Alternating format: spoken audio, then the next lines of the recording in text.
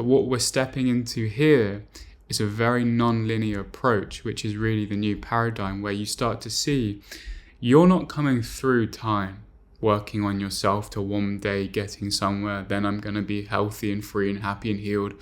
That's a complete illusion in the mind, but it definitely helps to get someone just loosening up of who they are, the perspectives. But then you get to this point where not only has time been seen through, but it comes into a mastery where on the 0 point, how you look at the future changes your past as well. So I want you to look at this diagram in your mind. We tend to see the future as if the future is the only thing that we can sort of shift ourselves to, as if there's all of this. But just like the fresh powder snow, right, that goes forward, there's actually fresh powder snow that goes backwards. You think that there's one trail that you've come from, but your decisions in the past, in the present, change the past as well.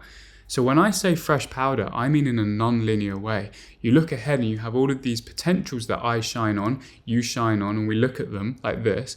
But as you shine your potential this way, as you swerve on your axes, the past shifts. And this is the mastery. It should feel strange that you are chained to one linear timeline past that you've been through. That's just a thought in the mind of experiencing linearity. You don't need to believe anything that came before. That's just a story that you're insisting on bringing into the now. There is no fixed past that came before. Your choices in the present shift that. And this is what I want to start going on to little expeditions with people, is not just meeting on Zoom. We get to actually shift through realities. We can go and meet in a reality over here. We can go and meet in a parallel reality where, you know, certain things didn't happen, and we can see what's the best for what we want to experience. Not only are we moving in the mastery of free time, as if time is a little commodity in our hand, we don't exist within space and time. Time and space exist within us, and we have the mastery to manipulate it and to shift it as the conscious beings that we are on multidimensional facets. This is what is the next stage, is the non-linear mastery of not only seeing the future and shining all those potentials, but seeing that, hold on, we don't even exist within time. We can look at this in a lot more of a different depth, right? We're not coming from a linear framework of that we have been on this journey together and now we're going somewhere.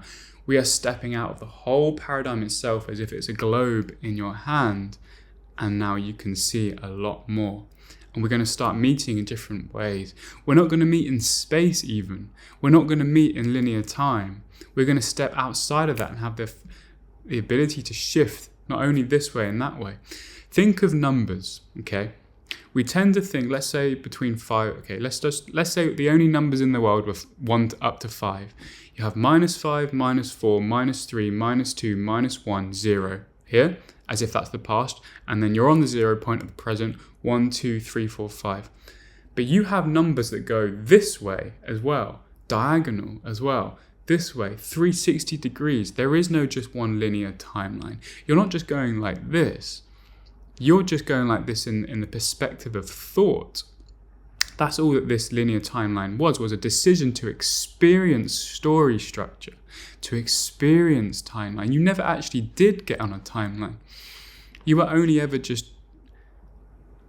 moving your awareness across the still frames of an imaginary linear timeline, but now we're out of that.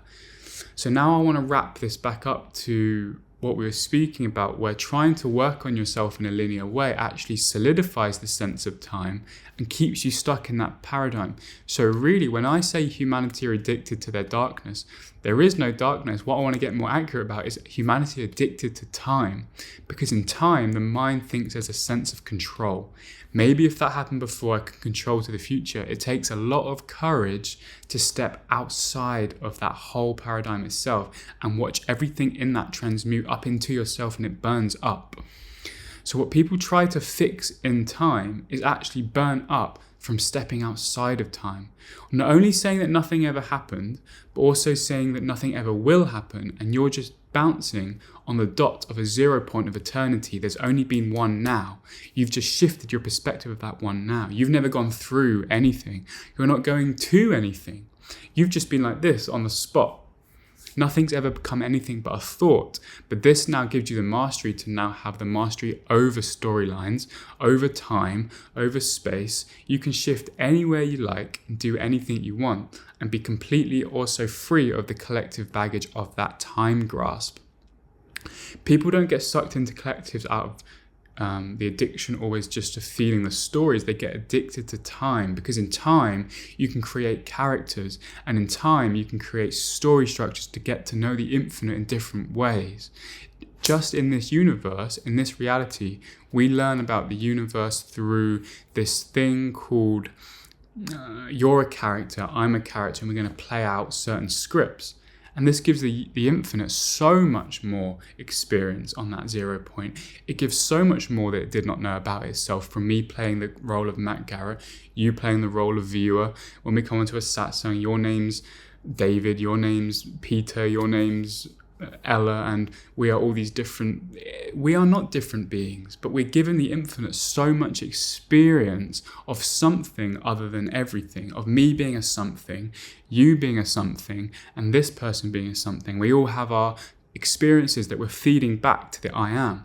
But the arena of space and time is not something you have to battle against to fix something, to feel better, to ascend, whatever ascend means. If anything, space and time are collapsing back into you, and you remain as the consciousness beyond all things, because everything is made of you. Even space and time are made of the very substance of you. Everything in this room is just an outpicturing of colour of me. And space and time are just a densified version of the one substance, right? This is just frozen time, the belief in time. We are shifting through really strange frames to make it seem consistent, but it's not consistent at all. So what's going to change on this channel? 2020 on the clock. 2020 vision. What are we envisioning? I'll tell you one thing. Meetings are going to become revolutionized. We're not going to meet on Zoom. I want us to start meeting in a way that is very multi-dimensional. And it sounds weird and sci-fi, doesn't it? But seeing that we can step out of time and we can start to meet in locations which aren't always physical. We can meet in consciousness. We can meet outside of time. We can start to work on projects that are very much outside of the grasp of the collective. So we may not even be able to be seen, but at a certain point, we may be able to master, to be able to bilocate, to be able to stay housed within the body, but the consciousness is able to go off. So little things like this that are becoming into consciousness is where the consciousness is housed within the body, between the heart and the pineal, and to be able to unravel from the pineal, right? We're going rockets out, right? But also the mastery of the body. I never want to forget to bring the body with you at times, to really soak in those sensations, to love the emotions, to love the sensuality of this realm. We didn't come here just to rock it off. We came here to form a solid base and to also reach for the stars, right? Because the stars are actually within you. You're not reaching outside of yourself. There is no unknown outside of you. There's only more of yourself to discover. If anything, you're reaching within yourself. And the only hand that comes to greet you is more of you, right? This is what is really funny to me. The unknown is not unknown. It's just unclaimed you. You know, it's not undiscovered even. Everything was discovered. Creation was finished. You're just almost watching how you stepped back into your own arms, which really have never really been unwound from you. This is the illusion of separation, is that you were sent out like the prodigal son. You were never sent out like the prodigal son. You've always been in your castle of oneness. It's impossible to fracture yourself up. You can only fracture yourself up in thought. It really is impossible. But that's what we're starting to realize, isn't it? This isn't a journey home. This is an idea of venturing out and coming back in here. So how do you want to experience that is basically what I'm putting forward. It's not how do we get home. If you're on this channel, we know you're not fixing yourself. I don't give you a route home. I show you how do you want to experience it, because it's a mastery of story structure. The infinite is crying out for more ways. It wants to know different ways in this infinite parallel realities of how we can play with space, time, creation. It is a joyous exploration. It is full of wonder. It doesn't want more people fixing. It's crying out for something exciting. It wants a group of people to explore, to expand, to break off, but to also bring these teachings down to earth and radiate them without apology. It's so different, isn't it, to just wanting to escape. There's nothing to escape from. Telling people that there's something to escape is like shouting to a flock of sheep, right? I wrote this the other day, that are sat in a fenceless field. There is nothing to escape from except the ideas that humanity have built around themselves, right? What are you escaping from? There's no borders to anything. There's no borders to yourself. If the only thing you're releasing are ideas of who you're not, and they're made of you. These thoughts are made of you. The boundaries you see around yourself is just you outpictured. You can't outrun yourself ever. Even running on the fields, right? Trying to chase. You're only chasing yourself. There's only one hand in this entire universe. That's why relationship is an illusion. Because you're only really being intimate with yourself. So if you fear this intimacy with another, you're really just fearing intimacy with yourself, reflected in another body. No one's afraid of others. They're afraid of deeply meeting themselves. They're afraid of deeply loving themselves. Because to love another is really to say, I love myself, and we celebrate the love of that one self together. So to keep yourself in space and time is really self-hatred. It's a form of self-harm, right? And you could say, well, I need to sit with things. No, you don't. You don't need to. Need is a very strong word, and I'd be careful when you use it. Should is a very strong word. I have full trust on this channel when people step into this field that you've done a lot of that exploring and that work, because you haven't done the work. No one's done the work. That's also an illusion. You've experienced what it's like to do shadow work, but you've never done shadow work. That's an impossible feat. It's arrogance as well to think that you've done something to heal yourself. It sounds harsh, doesn't it? But it's not. It's actually the most compassionate thing to say, because you've never been broken. That's impossible. But the idea of you can.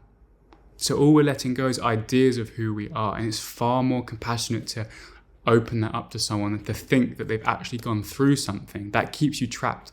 Once you release yourself from something, you're not that self. Once you release yourself from stories, you're not a healed version of the past. That past self has no link to you. It's a completely different entity, right? So what people get trapped in is time. Do you see? Because time tries to link all of the infinite number of selves, which are just like still frames. If you see someone walk on the street, in one of those videos where they're like different each time, time attempts to say that's me as well. It's not you as well. It's a completely different entity, completely different to this person, to that person, right? This is the freshness of being reborn in every single instant. You are a fresh being every step you take. You don't need to bring through an identity into any moment whatsoever. Identities are full of density. You can drop anything. You can be a fresh being every day you wake up. There's nothing stopping that whatsoever. That is not bypassed. This is a beautiful way that we can meet in a freshness that doesn't say, you think who I am, and I can say, I don't know who you are. And it's the mystery of who we are that is exciting. The more I open to you, the less I know about you, the less assumptions I have about you, and we can meet in this romance of mystery, of no identity, of showing up in an energy that is very uncontainable, is it indefinable, undefinable? You have no way of solidifying it down into you are that. The boxes that we put around ourselves are just attempts to stay within time as characters. It's very outdated and it's very immature spiritually. You're not healing on a spiritual journey. You're a fresh being. That healing version was great, but it's gone. Drop it, leave it, run. Pack up your energetic bags and leave the door. There's worlds to explore. There's adventures to go on, right? That doesn't come from time. We're going to start traveling through the ethers of no time, right? There's much to explore. But it implies and it requires you to drop the sense of your previous selves that are always going to be knocking on your door to be brought through. That's all of this gravitational momentum is all they say is, please bring me through. Please keep me alive as an aspect. Nope. cut them. I had a funny image today. I was walking down the beach and there's all these little kids flying their kites. And I just wanted, I don't know why, I wanted to get some scissors and just cut them all. I wasn't going to, but sometimes the mind comes up with this. And this is the guilt we feel about cutting stories, right? When people are holding on to their kites, right? The last thing someone wants to do, because this is all they think they are, right? And let's take away the kids. Let's just say this is someone that's really hurting them. It's like a boulder on them and they're holding it. The last thing they want to try and reel it in, fix it, analyze it, just cut it. Get those pliers out and chop it. The stories that you carry around, the emotions, just cut them free. They transmute and they burn up into fuel to rocket you into wherever you want to go, not through speed, but through a weight of density of decision, the choice for freedom. No more waiting around. No more waiting for an outside source, because there are no outside sources. The mirror you see is just reflecting back to how you feel about yourself. It doesn't move until you move. That's the true surrender as well. It's not that I have control over the outside world. The outside world is not separate from this hand. It's a reflection of me. So how I feel about myself is I live in a world of perspective, of my beliefs. And it's not going to shift until you just stop fighting it. You don't need to put in effort. You don't need to analyze. You don't need to control anything. Just stop fighting it. And it starts to slowly transmute back into yourself. All right. My oven is hot. I'm going to have my dinner. So yes. All right. Lionsgate, beautiful. I love you all. Thank you for listening.